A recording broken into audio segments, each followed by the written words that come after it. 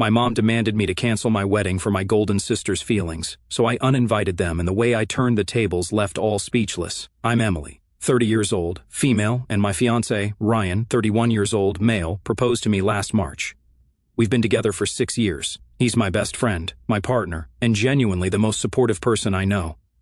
When he got down on one knee, it felt like everything had fallen into place. But as soon as I shared the news, my mom and half-sister, Cassie, 24 years old, female, decided to make my engagement and wedding their personal battleground. My mom married my stepdad, Tom, when I was 5. Cassie is their daughter, and while we grew up together, we've always been more like acquaintances who tolerate each other than actual sisters. The thing is, Cassie has always had this weird competitive streak when it comes to me. It started when we were kids. She'd throw a fit if I got a better grade or if one of my relatives complimented me. As we got older, the stakes just got higher. I went to college on a scholarship, while Cassie didn't go at all. I've been with Ryan for years while she's bounced from one messy relationship to another, and now that I'm engaged, she's acting like my happiness is some personal vendetta against her. Anyway, Ryan proposed last March during a quiet weekend at home, and we decided on a January wedding. We wanted something small and intimate, a cozy ceremony with about 70 guests. It felt perfect for us. I was so excited to start planning, and I thought my family would be too. Boy, was I wrong. When I called my mom to tell her the news, her first response wasn't excitement. It was, "Oh, Cassie's not going to like this." I kind of laughed it off, thinking she was joking, but she wasn't. Apparently, my engagement was going to hurt Cassie's feelings. Why? Because she was single and trying to figure things out. I brushed it aside at first, thinking it was just a weird comment. But then, a few weeks later, Cassie announced she was getting married to a guy she'd been dating for 3 months. Now, I try not to judge other people's choices, but this felt off. Cassie has always been impulsive, but getting married after 3 months to a guy none of us knew? It didn't sit right with me. But I kept my mouth shut. I figured it was her life, her decision, and not my business. Fast forward to July, Cassie's whirlwind marriage blew up as fast as it started. Her husband Jake cheated on her with her best friend, no less, 2 months after their wedding. She filed for divorce.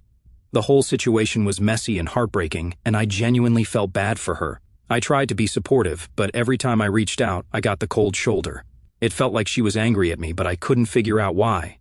Then it hit me. She didn't want my support. She wanted to blame me. From what I've pieced together, Cassie thinks I somehow triggered her rushed marriage, like my engagement announcement was some kind of challenge she needed to win. And when her marriage fell apart, I guess she decided it was easier to resent me than to take responsibility for her own decisions. By the time fall rolled around, things were tense. Cassie and I hadn't really spoken since her divorce, and Mom was acting weird. Every time I brought up wedding planning, she'd get quiet or change the subject. It felt like she was avoiding the topic, but I didn't push it. I figured she just didn't want to talk about weddings because of Cassie's situation. I should have seen the signs. Let me tell you, nothing prepares you for the sheer absurdity of being guilt-tripped about your own wedding. I thought planning a wedding would be stressful because of logistics or budgets, not because my own family would turn it into some twisted competition. But here we are. So, it's mid-November, and Ryan and I just sent out our wedding invitations. I was super excited, finally feeling like everything was coming together. That excitement didn't last long because 2 days later, I got the call. It was my mom. I remember thinking it was a bit strange because she rarely calls me. She's more of a text once a month kind of person. But I answered, figuring she might want to chat about the wedding. I should have known better. The conversation started innocently enough. She asked how I was doing, how Ryan was, and then casually slipped in, "So, you're really going through with the wedding?" At first I thought she was just confirming the date or something. Yeah, of course, everything's set. We've booked the venue, caterer, flowers, most of it's paid for. That's when she sighed. Not a normal sigh, a loud, exaggerated, dramatic sigh that practically screamed, "You're about to ruin someone's life." "Well," she said, dragging out the word like she was about to drop some life-changing wisdom, "I've been thinking about Cassie, and I really think you should reconsider." I paused, genuinely confused. Reconsider what? She hesitated, like she was gearing up for a speech. "I just don't think it's a good time for a wedding, Emily. Cassie's still so heartbroken from the divorce. Having a big celebration like this so soon after everything she's been through, it feels a little insensitive." I honestly thought I misheard her. "Wait, you think I should cancel my wedding for Cassie?" "Well, yes," she said, like it was the most reasonable request in the world. "She's been through so much, and seeing you get married so soon after her divorce, it's going to hurt her a lot." I was stunned. I didn't even know how to respond. "Mom, we've been planning this wedding for almost a year. The venue's booked, the deposits are paid. How can you ask me to just cancel it?" She didn't miss a beat. You could always do something small, a church ceremony maybe, with just immediate family. That way you still get married, but it's not such a big production. You wouldn't be flaunting it. Flaunting it? I couldn't believe what I was hearing. Mom, this isn't about flaunting anything. It's about celebrating my relationship with Ryan. We've been together for 6 years. This is our day. She sighed again, heavier this time. I just think if you really loved your sister, you'd do this for her. She needs time to heal, and a big wedding is going to make things worse for her. At this point, I was furious but tried to stay calm. Mom, I get that Cassie's going through a rough time, but this has nothing to do with her. Ryan and I have been planning this for so long. It's not fair to ask us to change everything because of her choices. She didn't like that. Her choices, Emily? She didn't choose to have her husband cheat on her. She didn't choose to have her life fall apart. Yeah, but she did choose to marry a guy she barely knew after 3 months. That was the wrong thing to say. Mom completely lost it, accusing me of being cruel and selfish, of not understanding what Cassie's been through. She even threw in a classic, "I thought I raised you better than this." At that point, I couldn't deal anymore. Mom, I'm not canceling my wedding. End of discussion. I hung up, shaking with anger. I immediately called Ryan and told him everything. He was just as baffled as I was. Who asks their own daughter to cancel her wedding for someone else's divorce, he said. I wish I could say that was the end of it, but of course, it wasn't. Over the next few weeks, Mom doubled down on her campaign to guilt me into canceling or scaling down the wedding. She'd call me every few days, always with some variation of the same argument. Cassie's heartbroken. You're being insensitive. A small wedding would mean so much to the family. At one point, she even tried to rope Ryan into it. She called him directly, saying, "You're such a thoughtful person, Ryan. I know you'll understand why this is important for Cassie." Luckily, he shut that down immediately, telling her we were sticking with our original plans. But then Cassie got involved. She started texting me, making passive-aggressive comments like, "Must be nice to have everything go perfectly for you, and don't you think it's a little soon for a big celebration?" She even brought up the date, saying, "January feels like such a weird time for a wedding. Are you sure you didn't pick it to rub it in my face? Rub it in her face?" I couldn't believe the audacity. I tried ignoring her at first, but she just kept escalating.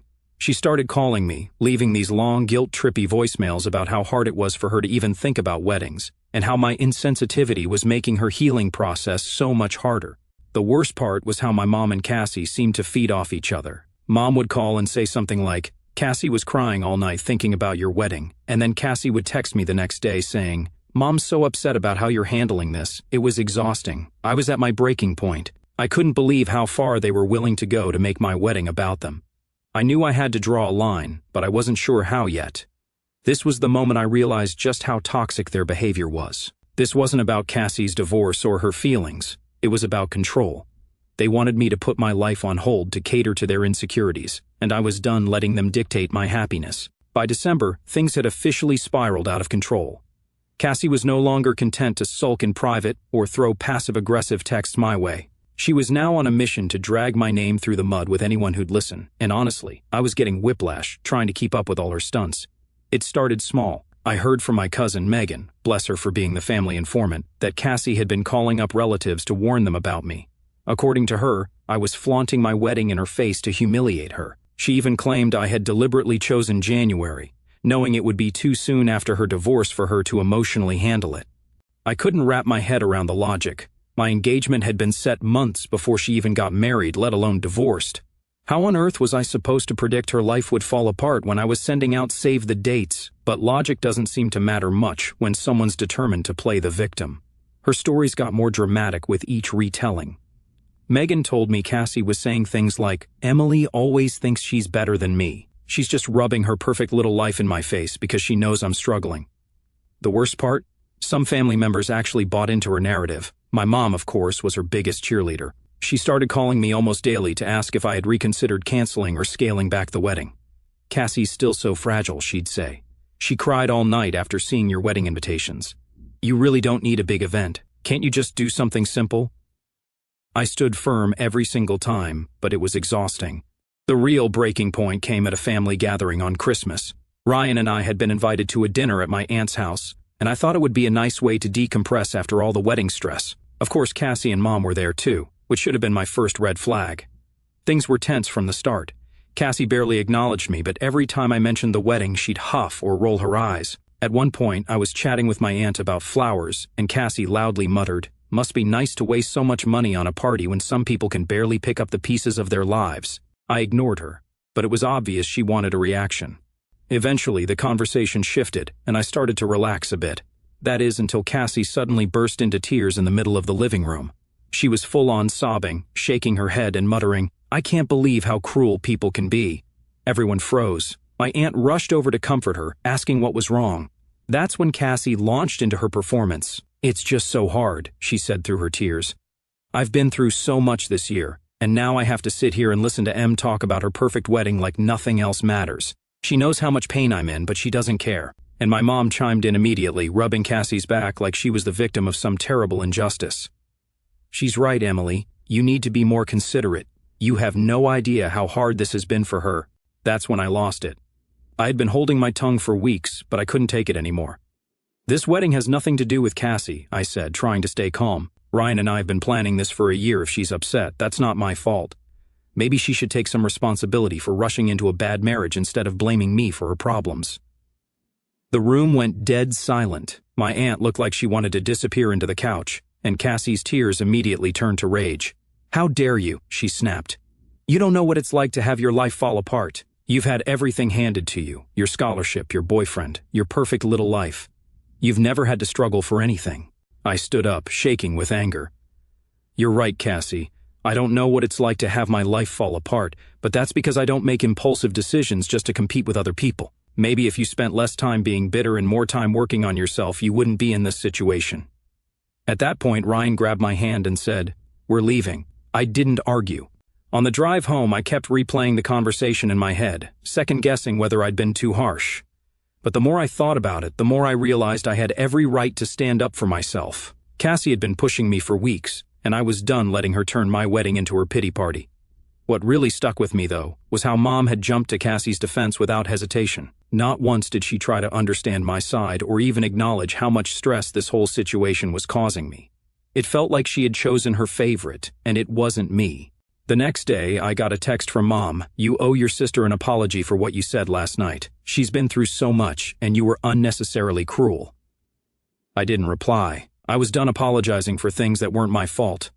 By this point, it was clear that Cassie wasn't going to back down, and Mom wasn't going to stop enabling her. I didn't know what their next move would be, but I knew I had to start preparing for the worst. Update 1 Taunton. Hey again, thank you so much for your comments and support on my last post. Your advice really helped me. So, after the disaster at the family dinner, I knew I had to draw a hard line. Cassie and my mom weren't just being unreasonable, they were actively trying to sabotage my happiness. Ignoring it clearly wasn't working, and every attempt to defend myself just seemed to fuel their drama. I realized the only way to move forward was to completely shut them out of the wedding. That decision wasn't easy, but it was necessary. 2 days after the dinner, I sat down with Ryan and laid everything out. "I think I need to uninvite them," I said, feeling a lump in my throat. "They're just going to make things worse if they're there." Ryan nodded immediately. "I've been thinking the same thing. It sucks, but this is your day, our day, and you deserve to enjoy it without worrying about their next move." Hearing his support made me feel a little better, but the thought of actually cutting off my mom and sister from my wedding was daunting. It wasn't just about them, it was about the ripple effect it might have on the rest of the family. Still, I knew I couldn't let their toxic behavior overshadow everything Ryan and I had worked so hard to plan. So, I drafted an email. I kept it short and factual. I explained that their actions over the past few months, spreading rumors, guilt-tripping me, and creating unnecessary drama, had made it clear they weren't supportive of my wedding. I told them that their behavior had caused me significant stress, and for my own peace of mind, I had decided to uninvite them. I hit send and immediately felt like a weight had been lifted off my shoulders. Within hours, the responses started rolling in. Mom was the first to reply, and let me tell you, it was a doozy. She called me cold-hearted and accused me of tearing the family apart. Her email was filled with dramatic phrases like, "I never thought my own daughter would betray me like this," and "You've chosen a man over your own blood." She even threw in a line about how my dad would be disappointed in me if he were still alive. Classic guilt trip tactics. I didn't reply. Next came Cassie. Her response was exactly what I expected, full of anger and self-pity. She accused me of being jealous of her, still not sure what I'm supposed to be jealous of, and claimed I was punishing her for being honest about her feelings. She ended her email with, "You'll regret this when you realize you've destroyed this family." I didn't reply to her either. The fallout didn't stop there. Over the next few days, I started getting calls and texts from other family members, mostly the ones Mom and Cassie had already poisoned against me. My uncle called to tell me I was being immature and should just let it go for the sake of family harmony. A cousin I barely speak to left a voicemail saying, "I can't believe you do something like this to your own mother."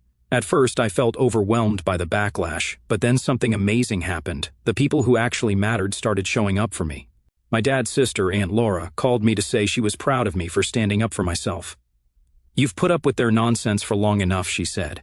"It's about time you put your foot down." My cousin Megan, who had been keeping me updated on Cassie's antics, sent me a long text saying, "Don't let them get to you. Everyone who really knows you is on your side." Even my godmother, who's one of the most no-nonsense people I know, called to tell me I was doing the right thing. "Your wedding should be about love and celebration, not drama and bitterness," she said. Their support was like a balm for my soul. For the first time in weeks, I felt like I wasn't alone in this fight. But of course, Mom and Cassie weren't going to let it go quietly. About a week after I sent the email, I got another call from Megan. "You're not going to believe this," she said, sounding both amused and annoyed. "Cassie's telling people you uninvited her because you're threatened by her." I couldn't help but laugh. Threatened by what exactly? "Apparently she's been saying you're worried Ryan has feelings for her," Megan said. "She claims he's been flirting with her, and you found out, so you're trying to get rid of her to save face." It was so ridiculous I didn't even know how to respond. We both knew there was zero truth to anything she was saying. Still, it was infuriating that she was trying to drag Ryan into her web of lies. "That's just desperate," I said. "No one's going to believe that." "Honestly, most people don't," Megan said. "But you know how she is. She's going to keep spinning the story until she finds someone gullible enough to take her side." I decided not to waste any more energy worrying about Cassie's delusions. At this point, I was focused on protecting my peace and making sure my wedding day went off without a hitch. To that end, Ryan and I sat down to go over the guest list and finalize all the details. We reached out to the venue to make sure they had our backs in case Cassie or Mom tried to pull anything. We also hired a couple of security guards to keep things under control, something I never thought I'd have to do for my own wedding, but here we were. Through it all, Ryan was my rock. He reminded me that this was our day, and we didn't owe anyone an explanation for protecting our happiness. By the time New Year's rolled around, I felt like I was finally regaining control. Cassie and Mom could spin their narratives all they wanted, but they weren't going to ruin this for me. Shoo update 2. I know it hasn't been long since my last update, but what happened is something I absolutely needed to tell you about immediately. If you thought Cassie's antics couldn't get any worse, buckle up, because this one takes the cake. By the time January rolled around, I thought I'd seen every shade of her jealousy, pettiness, and downright manipulative behavior. But what she tried to pull next left me absolutely floored and honestly a little disgusted. It all started with a weird text Ryan got one evening. We were sitting on the couch, finally relaxing after a stressful day of finalizing wedding details, when his phone buzzed. He glanced at it, and I noticed his face immediately go from relaxed to tense.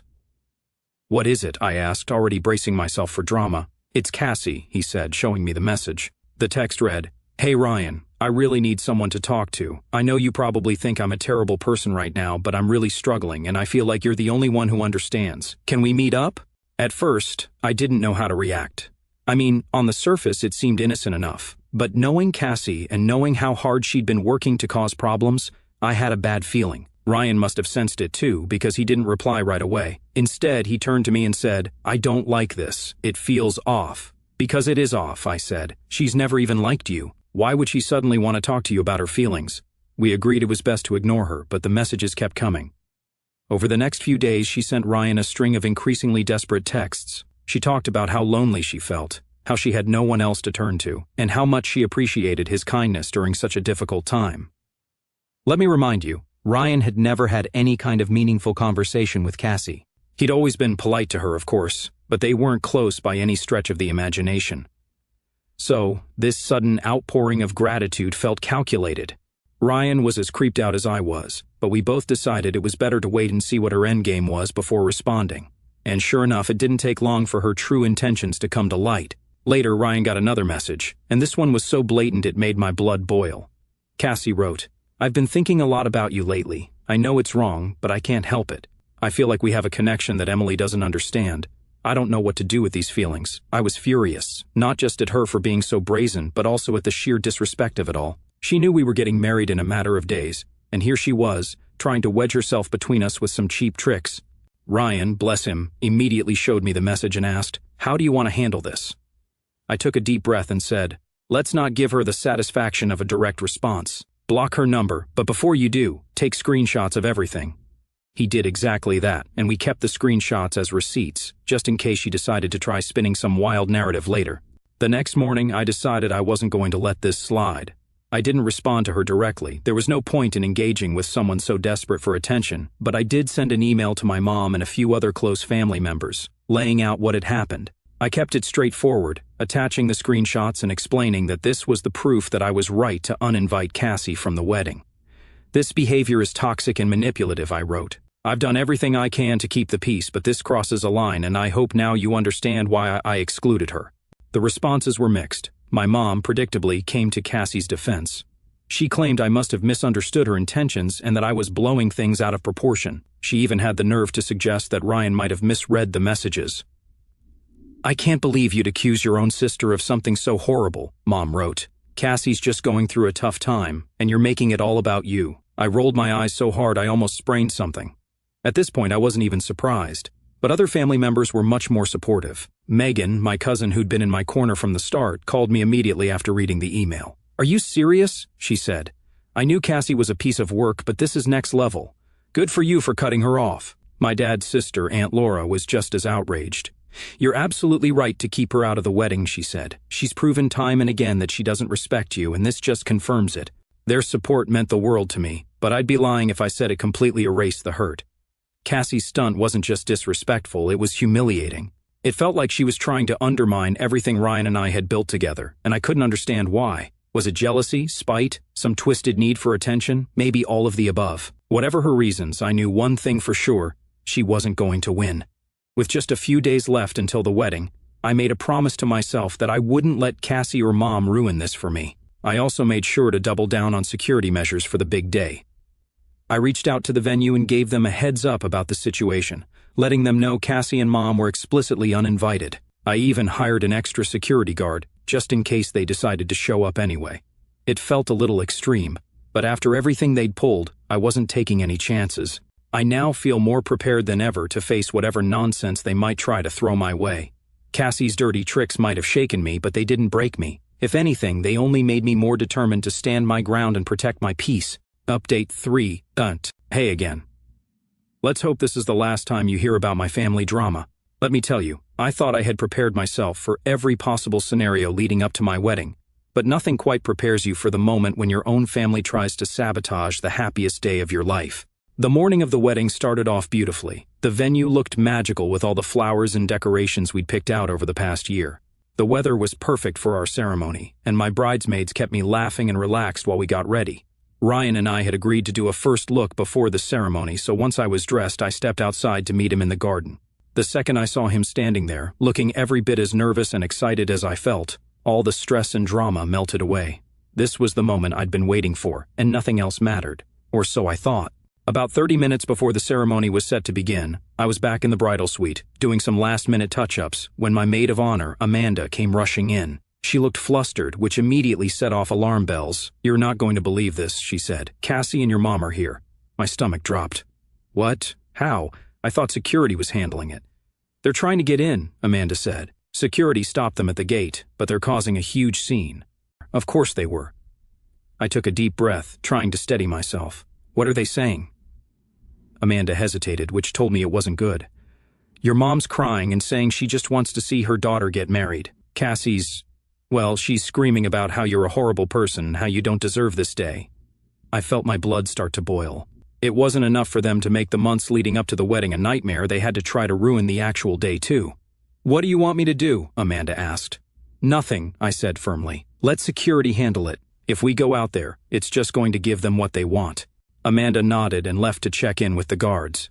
Meanwhile, I sat down and tried to collect myself. I could hear my mom and Cassie faintly in the distance, shouting and arguing with security, and it took everything in me not to march out there and give them a piece of my mind. A few minutes later, Amanda came back with an update. They're refusing to leave. The venue manager offered to call the police, but they're worried it'll cause an even bigger scene. I groaned. This was exactly why I'd uninvited them in the first place. "Do you want me to tell Ryan?" Amanda asked. I shook my head. No, he doesn't need this stress right now. Just make sure they don't get anywhere near the ceremony. Thankfully, security was on top of it. They managed to keep my mom and Cassie contained to the parking lot, and eventually the venue staff called a ride service to take them away. But not before Cassie shouted loud enough for everyone in the vicinity to hear, "You'll regret this, Emily. You'll regret cutting out your own family." Once they were gone, I took another deep breath and told myself to let it go. They were out of sight now, and I wasn't going to let them steal my joy. The ceremony itself was everything I dreamed of and more. Standing up there with Ryan, surrounded by our closest friends and family, the supportive ones at least, I felt an overwhelming sense of love and gratitude. This was what mattered. Not the drama, not the bitterness, just this moment with the people who truly cared about us. After the ceremony, during the cocktail hour, I started hearing bits and pieces about what had gone down with my mom and Cassie. Apparently, they'd been shouting accusations at the security guards, saying I was brainwashed by Ryan, and that the family would never forgive me for excluding them. A few guests even overheard them from the parking lot, which was embarrassing, but most people just rolled their eyes and brushed it off my dad. Sister Aunt Laura came up to me during dinner and said, "I'm so proud of you for standing your ground. They showed their true colors today, and everyone sees it now." That was a common sentiment throughout the night. Cousins, friends, even some of my mom's old friends pulled me aside to tell me they were on my side. It felt like a collective reckoning. People finally realized how toxic my mom and Cassie had been, and they weren't having it. The rest of the evening was a blur of laughter, dancing, and pure joy. Ryan and I shared our first dance under twinkling lights, my maid of honor gave a hilarious and heartfelt toast, and my dad's best friend, who's practically an uncle to me, brought the house down with a story about how he once caught Ryan trying to sneak out of a family barbecue with a plate of ribs. By the time the night ended, I felt lighter than I had in months. Cassie and my mom hadn't won. Their attempts to ruin the day had only highlighted how much love and support Ryan and I had from the people who actually mattered. When I got back to the hotel that night, I checked my phone and saw I had a dozen missed calls and texts from my mom. I didn't bother reading them.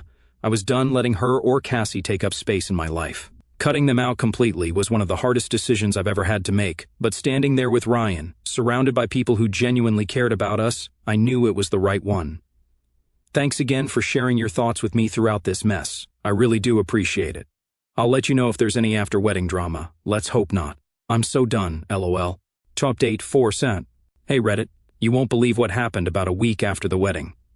I got a call from my cousin Megan, who as usual was the first to deliver the family gossip. "You're not going to believe what just happened," she said, sounding way more excited than concerned. I sighed. "What now?" "Cassie and your mom had a huge fight," Megan said, "like epic level fight. And get this, your mom kicked her out of the house. I almost dropped my phone." "Wait, what? What happened?" Megan was more than happy to fill me in. Apparently after the wedding, Cassie had been sulking around my mom's house, stewing over the fact that her grand plan to ruin my day had failed. According to Megan, she was blaming everyone. Me, Ryan, the security guards, even some random cousin who apparently didn't try hard enough to stop me. The real explosion happened when she turned on my mom. Cassie accused her of not doing enough to stop the wedding. She started screaming about how it was Mom's fault that I'd gone through with it, that Mom should have been more forceful in convincing me to cancel. Mom, who has always coddled Cassie no matter how ridiculous she's been, finally hit her breaking point. Megan said Mom yelled back, telling Cassie she was tired of the drama and that she was an adult who needed to take responsibility for her own life. Cassie didn't take that well. She apparently went on a full-blown rant, accusing Mom of failing her as a parent and choosing me over her. It got so bad that Mom finally told her to pack her things and leave. When Megan told me all this, I couldn't help but laugh, not because I thought it was funny, but because of the sheer irony of it. After months of Mom defending Cassie and taking her side, it all came back to bite her. "She really kicked her out?" I asked, still trying to process it. "Yep," Megan said. "Cassie's staying with a friend for now, but I wouldn't be surprised if she comes crawling back in a few weeks." The whole situation felt like karma in action. In the end, their toxicity turned inward, and they ended up taking it out on each other. I wish I could say I felt bad for either of them, but honestly, I didn't. After everything they put me through, it felt like poetic justice. As for me, I'm done with both of them. I've blocked their numbers, muted them on social media, and made it clear to the rest of the family that I'm not interested in hearing about their latest antics. Ryan and I are focusing on starting this new chapter of our lives together, and I couldn't be happier.